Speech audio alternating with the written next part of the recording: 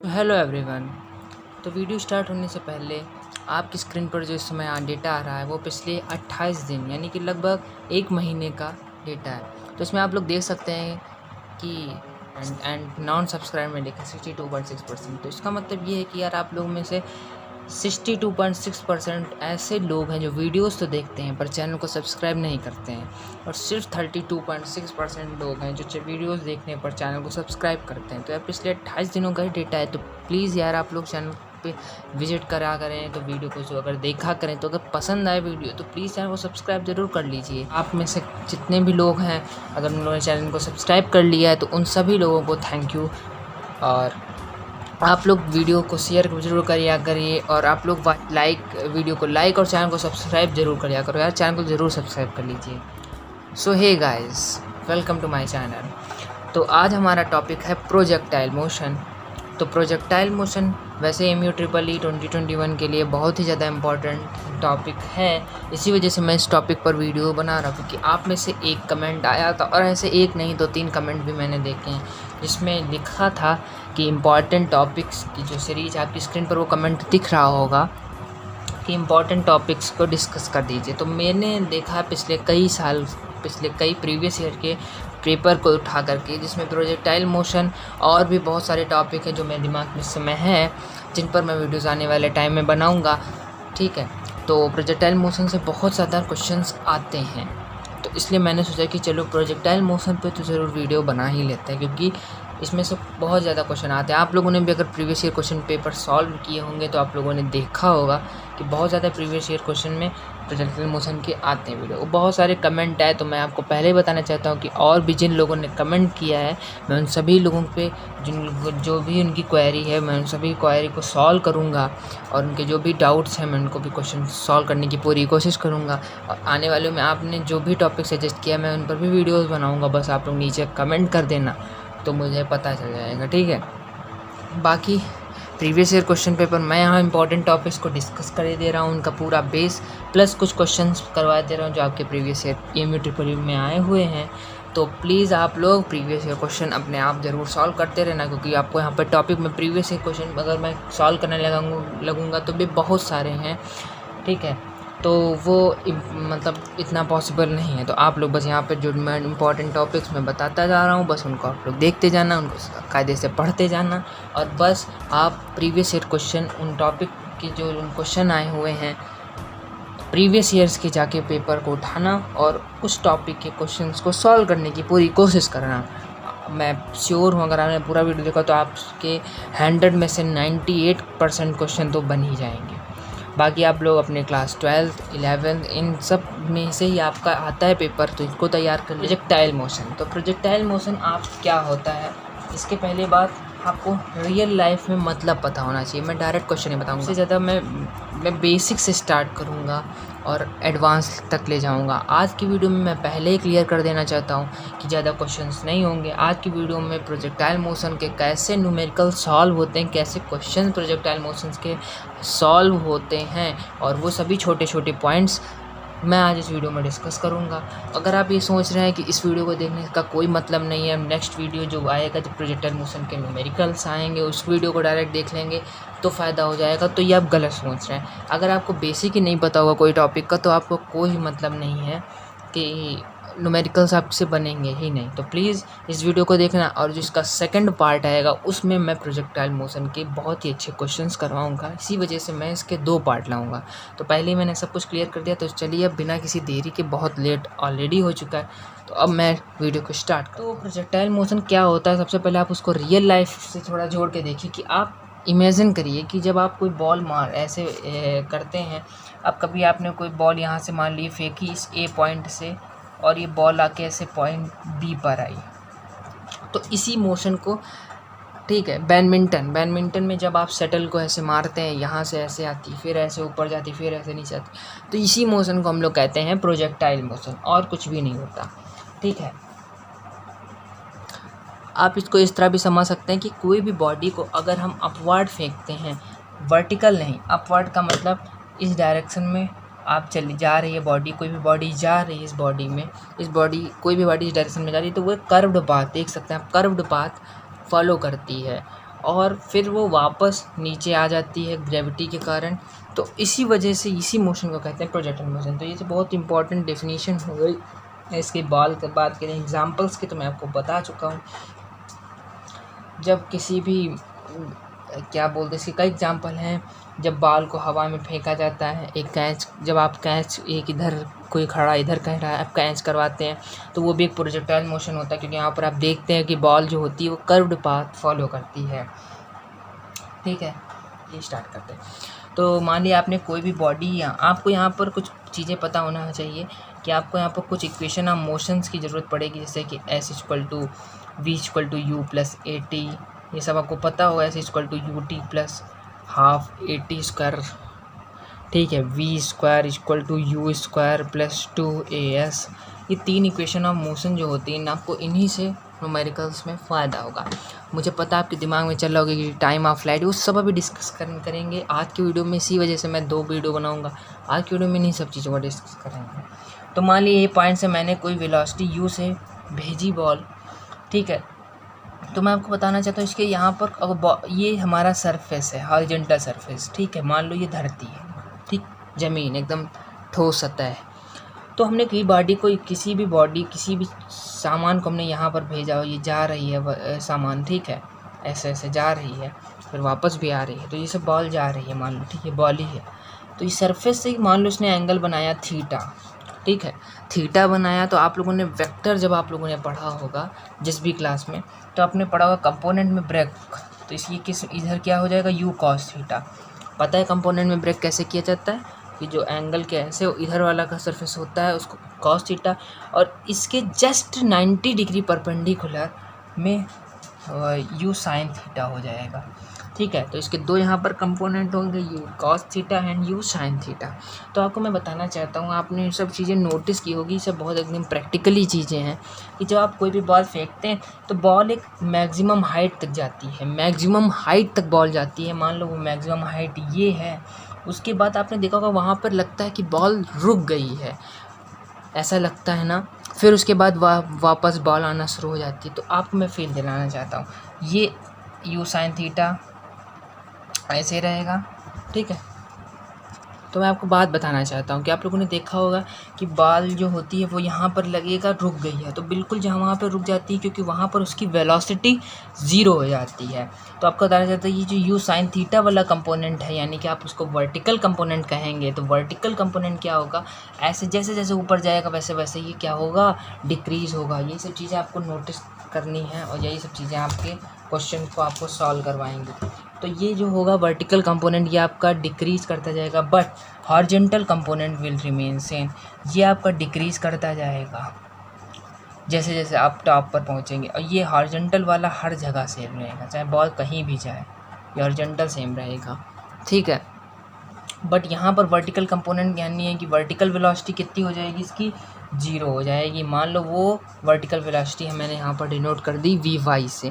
तो सबसे जो मैक्सिमम हाइट होगी वहाँ पर जो वर्टिकल वेलोसिटी होगी वो 0 हो जाएगी, बट हॉरिजॉन्टल वेलोसिटी यानी कि u cos थीटा सेम रहेगी, जितनी नीचे थी उतनी ऊपर रहेगी। समझ में आ गया, यही सब चीज़ें न्यूमेरिकल्स में करवाई जाएंगी, ठीक है। फिर क्या होगा, अब सुनना, जैसे जैसे फिर यहाँ पे मैक्सिमम हाइट पे चलिए, फिर अब बॉल नीचे आएगी। देखा होगा जब आप बॉल फेंकते तो नीचे तो आती ही है, तो नीचे जब आएगी तो ये वर्टिकल वेलोसिटी नीचे की ओर हो जाएगी, क्योंकि इस पर किसका इन्फ्लुएंस है, किसका प्रभाव है, ग्रेविटी का प्रभाव है। तो यहाँ पर ये कितना हो जाएगा, ये फिर अब बढ़ने लगेगी, वर्टिकल वेलोसिटी फिर से बढ़ने लगेगी, और फिर यहाँ पर आके सब सेम हो जाएगा, ये वर्टिकल वेलोसिटी फिर से बढ़ने लगेगी, ठीक है। अभी अच्छे से बनाएंगे तो समझ में आएगा। और horizontal velocity will remain same. तो इसमें मैं कुछ बातें लिखने जा रहा हूँ, कुछ पॉइंट्स लिखने जा रहा हूँ, तो इसको आप फटाफट से एकदम दिमाग में बैठा लीजिए और नोट कर लीजिए।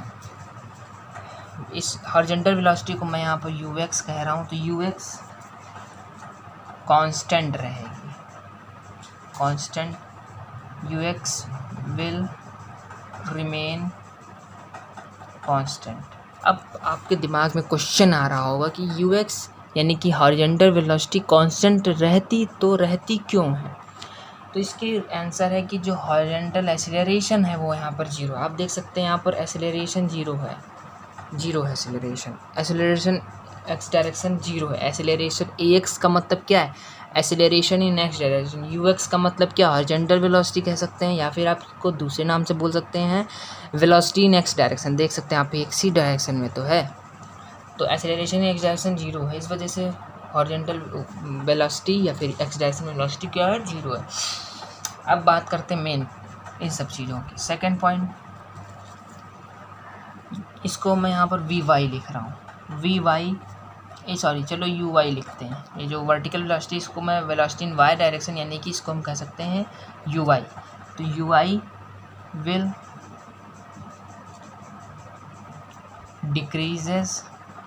Decrease and at the top it will be 0, but again it starts increasing। मतलब जो अभी मैंने आपको बताया कि जो वर्टिकल वेलोसिटी होती है वो जैसे जैसे टॉप पर बॉल जाएगी वहाँ पर ये 0 हो जाएगी टॉप पर पहुँचते पहुँचते, और जैसे जैसे टॉप पर जाएगी डिक्रीज़ करेगी, टॉप पर 0 हो जाएगी, और जैसे जैसे वापस बॉल जब नीचे आएगी तो वर्टिकल वेलोसिटी अगेन इंक्रीज़ करने लगेगी। तो अब मुझे यहाँ पर एसेलरेशन बताइए, वर्टिकल डायरेक्शन में कौन सा एसेलरेशन होगा। तो आपको आपके दिमाग में आ गया होगा कि यहाँ पर तो ग्रेविटी की वजह से बॉल नीचे आई, तो बिल्कुल सही है, यानी कि एसेलरेशन क्या होगा, एसेलरेशन इन वाई डायरेक्शन क्या होगा, -g। एसेलरेशन इन वाई डायरेक्शन 0 नहीं होता है, क्योंकि आप लोग देख सकते हैं कि यहाँ पर ग्रेविटी का है इन्फ्लुएंस। अब आपके दिमाग में एक और क्वेश्चन हो रहा होगा कि AY मैंने -g क्यों लिखा, सिर्फ g क्यों नहीं लिखा, यहाँ पर मैंने खाली g क्यों नहीं लिखा, यहाँ पर मैंने माइनस क्यों साइन लगाया। तो इसका मतलब भी, हर चीज़ का एक मतलब होता है। तो आप देख सकते हैं कि वर्टिकल वेलोसिटी अपवर्ड है, तो ग्रेविटी जो होती है हमेशा नीचे ही होती है। तो आप लोग यहाँ पर बता सकते हैं कि एसेलरेशन वाई डायरेक्शन क्या होगा, माइनस, क्योंकि दोनों की डायरेक्शन अपोजिट है। क्लियर हो गया होगा। तो फ्रेंड्स, अब हम लोग बात यहाँ पर करने जा रहे हैं, जो आपके दिमाग में क्वेश्चन होगा, आपने देखा होगा अपनी बुक में कि लिखा होता है टाइम ऑफ फ्लाइट। सबसे पहले हम लोग बात करेंगे टाइम ऑफ फ्लाइट क्या है और इसको कैसे निकाला है। तो मैंने मान लिया कि ये कोई बॉल है, ये A पॉइंट है, ये बॉल अब थोड़ा अच्छा सा बनाएंगे, B पॉइंट पर पहुंची, और ये हॉरिजॉन्टल सरफेस, ठीक। ये बॉल ऐसे ऐसे करते हुए B पॉइंट पर पहुंची। क्लियर हो गया। और ये वर्टिकल वेलोसिटी को देख लेते क्या है। ये वर्टिकल वेलोसिटी है u sin theta and horizontal velocity है u cos थीटा, और ये किस वेलोसिटी से फेंका गया, u वेलोसिटी से फेंका गया था, ठीक है। तो इसमें मैं आपको एक और बात बताना चाहता हूँ कि यहाँ पर आप न्यूमेरिकल जब सॉल्व करेंगे, वैसे जो मैं बताने जा रहा हूँ वो हो सकता है आप में से कई लोगों को ना समझ में आए, बट मैं आपको जब क्वेश्चन करवाऊँगा तो आपको ज़रूर समझ में आएगा नेक्स्ट वीडियो में। तो ये बताने जा रहे थे कि आप यहाँ पर 2 टाइप का मैंने अभी मोशन बताया, एक हॉरिजॉन्टल मोशन होता है, एक होता है वर्टिकल मोशन। तो आपके सामने जो न्यूमेरिकल है, तो आप कोई भी मोशन को कंसीडर करके आप न्यूमेरिकल को सॉल्व कर सकते हैं, चाहे वो आप हॉरिजॉन्टल मोशन को कंसीडर करिए, चाहे वो आप वर्टिकल मोशन को कंसीडर करके सॉल्व करिए। तो वो कभी कभी कुछ केसेस में कुछ भी, तो खैर वो छोड़ो, बाद में बताएंगे, ठीक। तो टाइम ऑफ फ्लाइट का आपको पहले मैं फार्मूला बता देता हूँ, फिर अभी इसको डेराइव करेंगे कहाँ से है, 2u sin theta upon g। यहाँ से एंगल बन रहा है थीटा, वही है यहाँ पर थीटा, बाकी u क्या है, जिस वेलोसिटी से फेंका गया इनिशियल वेलोसिटी, और ये कैसे है अभी मैं आपको बताता हूँ। तो आप यहाँ से ये बताइए कि y डायरेक्शन में क्या वेलोसिटी है, तो u sin थीटा है। तो क्योंकि हम यहाँ पर किस मोशन को कंसीडर कर रहे हैं, हम यहाँ पर वर्टिकल मोशन को कंसीडर कर रहे हैं, या फिर यानी कि हम कह सकते हैं यहाँ पर हम जो वाई डायरेक्शन में मोशन है हम उसको कंसीडर कर रहे हैं। जब वाई डायरेक्शन में मोशन को कंसीडर कर रहे हैं तो हर चीज़, ये भी दिमाग में रखना, एक एक पॉइंट मेरी बात सुनना, हर चीज़ अगर वाई डायरेक्शन में कंसीडर कर रहे हो तो चाहे वेलोसिटी हो, चाहे एक्सेलरेशन हो, चाहे जो भी हो, सब वाई डायरेक्शन में ही होना चाहिए। तो अब यहाँ पर एक्सेलरेशन भी आपको वाई डायरेक्शन में ही लेना है। तो एक्सेलरेशन वाई डायरेक्शन क्या होता है, -g, ठीक। क्लियर हो गया, समझ में आई बात। तो टाइम ऑफ फ्लाइट हम इस टाइम के लिए चलो निकालते हैं, जब हमारी जो बॉल है जो हमारी बॉल है जो यहाँ पर उसकी वेलोसिटी वर्टिकल डायरेक्शन में कितनी है 0 है, बट हॉरिजॉन्टल में मैंने आपको बताया था सेम रहती है। तो यहाँ पर जो टाइम पीरियड है वो मान लो t है, तो यहाँ पर कितनी वेलोसिटी है vy इक्वल टू 0। समझ रहे हो vy क्या है? Final velocity in y direction, final velocity in direction. तो हम इतने के लिए टाइम पीरियड निकाल रहे हैं जितना मैंने ये वाला पोर्शन, ठीक। अभी पूरे के लिए निकालना बहुत इजी है। तो यहाँ पर हम लगा देते हैं v equal to u plus a t. तो सब y डायरेक्शन में मोशन है, सब कुछ y होकर लिख देते हैं। तो वी वाई क्या है 0, यू वाई क्या है u sine theta minus g t. तो u sine theta equal to, इसको मैं capital time period capital T लिख दे रहा हूँ अपॉन जी। तो टाइम पीरियड क्या आया यू साइन थीटा। अब पूरे के लिए निकाल देंगे तो 2 टाइम्स कर देंगे। तो यही देखिए आपका फार्मूला आ गया। तो इस टाइप से आपको टाइम ऑफ फ्लाइट का फार्मूला मिल जाता है और इस तरह से आपको निकालना होता है। So next we will discuss about किसके बारे में, मैक्सिमम हाइट के बारे में। तो हम लोग अब यहाँ पर डिस्कस करने जा रहे हैं मैक्सिमम। सो जी हाँ, हम लोग डिस्कस करने जा रहे हैं मैक्सिमम हाइट के बारे में। तो मैक्सिमम हाइट वो हाइट होती है, देखो अपने दिमाग से सोचो, कॉमन सेंस लगाओ कि मैक्सिमम हाइट जहाँ तक बॉल मैक्सिमम गई हो फिर उसके बाद वापस आ रही, तो यही तो वो मैक्सिमम हाइट होगी। यहाँ पे बॉल रुक जाती है थोड़ी देर के लिए फिर नीचे आ जाती है, उसके ऊपर बॉल जाती नहीं, तो वही तो मैक्सिमम हाइट होगी। तो ये जो हाइट है इसके लिए भी हम वाई डायरेक्शन का मोशन से, तो यू वाई हो जाएगा यू साइन थीटा, ठीक है। बार बार उस चीज़ को बताने का कोई मतलब नहीं। वी वाई भी 0 और ए वाई हो जाएगा माइनस जी। और अब यहाँ पे सुनना, डिस्प्लेसमेंट इन वाई डायरेक्शन कितना होगा एच। क्यों एच होगा? क्योंकि आप देख सकते हैं मैक्सिमम डिस्प्लेसमेंट कितना है मैक्सिमम हाइट के बराबर। तो यहाँ पर लगा दो s equal to u t plus half a t square, ठीक है। तो यहाँ पर जो आपको यहाँ पर जो टी दिख रहा है वो टी क्या है time period, time of flight. तो इस टाइम ऑफ फ्लाइट की वैल्यू यहाँ पर आप जब रखेंगे, तो मैं रखने नहीं जा रहा हूँ पूरा, तो आपको यहाँ पर जो मैक्सिमम हाइट मिलेगी you square sine square theta upon 2z। देखो डेरिवेशन आपके न्यूमेरिकल्स में नहीं आने वाला आपके एग्ज़ाम में, मुझे पता है, बट इस तरीके से आपको क्वेश्चन सॉल्व करना है। जैसे मैं डेरिवेशन कर रहा हूँ इसी तरीके से आपको क्वेश्चन सॉल्व करना है, क्योंकि कभी कभी डायरेक्ट फार्मूला पे नहीं क्वेश्चन बनते हैं, तो इस वजह से मैं आपको प्रोसेस बता रहा हूँ डायरेक्ट, ठीक है। तो इसमें बिल्कुल भी मत कंफ्यूज होना। अब हम लोग बात करेंगे हॉरिजॉन्टल रेंज के बारे में। हॉरिजॉन्टल रेंज क्या होता है? जैसे हमने बॉल ये ए है, ये बॉल बी है, तो ये जो सरफेस है ये टोटल रेंज कितनी बॉल कवर कर रही है, ये इस रेंज को हमने आर बोला, इतनी तो रेंज कवर कर रही है टोटल बॉल। यहाँ गई वापस यहाँ आ गई, ठीक। सो यहाँ पे जो रेंज का रेंज के लिए हम लोग क्या करेंगे एक्स डायरेक्शन का मोशन कंसिडर करेंगे। तो यू एक्स क्या होता है यू कॉस थीटा। बार बार उस कंपोनेंट्स में हम नहीं ब्रेक करने जा रहे हैं, चलो ब्रेक कर देते हैं। ये यू कॉस थीटा, ये यू, ये थीटा। और एक्सीलरेशन इन एक्स डायरेक्शन क्या होगा 0 होगा। यहाँ मैं आपको बताया था कि अगर आप एक्स डायरेक्शन का मोशन कंसीडर कर रहे हैं तो हर चीज़ एक्स डायरेक्शन में लेना, वाई का मोशन कंसीडर कर रहे हैं तो हर चीज़ वाई में लेना। यहाँ पर आप गलती ये मत करना कि एक्स डायरेक्शन की वेलोसिटी ले रहे हैं तो ए वाई ले लें, यानी एक्सीलरेशन वाई डायरेक्शन, ये गलत हो जाएगा, पूरा न्यूमेरिकल कैंसिल, गलत हो जाएगा। और डिस्प्लेसमेंट इन एक्स डायरेक्शन कितना होगा आर। देखो एक्स डायरेक्शन में कितना डिस्प्लेसमेंट हुआ तो रेंज के बराबर ही तो हुआ, ठीक। अब यहाँ से आप लोग लगा देना s equal to u t plus half a t square, और आपको यहाँ पर टाइम ऑफ फ्लाइट रखना होगा और आपका न्यूमेरिकल सॉल्व हो जाएगा। और एक चीज़ मैंने ध्यान नहीं दी, यहाँ पर आपको s equal to u t plus half a t नहीं लगाना है, v square equal to u square plus 2as। आपके सामने सब कुछ है, आपको रख के आ जाना, ठीक है। S equal to u t plus half a t यहाँ लगाना है। टाइम ऑफ फ्लाइट आपको पता है, डिस्प्लेसमेंट इन एक्स डायरेक्शन पता है, यू एक्स सब कुछ मतलब पता है, और यहाँ से आप निकाल सकते हैं रेंज का फार्मूला। और रेंज का जो फार्मूला आएगा वो मैं आपको बता दे रहा हूँ, u square sine 2 theta upon g. यही है वो रेंज का फार्मूला जो आपके लिए इम्पोर्टेंट है। तो अब बस इस वीडियो बहुत ज़्यादा वैसे भी लेंदी हो गया है, इस वीडियो को और बड़ा लंबा करने की ज़रूरत नहीं है।